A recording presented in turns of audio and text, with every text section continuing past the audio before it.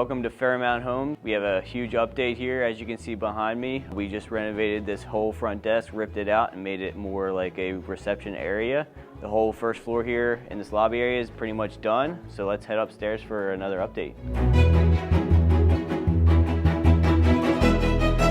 Behind me, we have this new wall frame down for the care base for the nursing staff.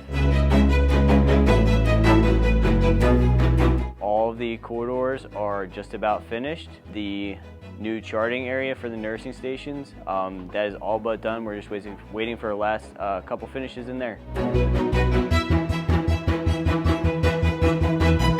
And next time, we will be framing a new wall to kind of section off each half of the second floor here, expanding the kitchen out so they can store more carts in their kitchen area rather than out in the hallway. See you next time.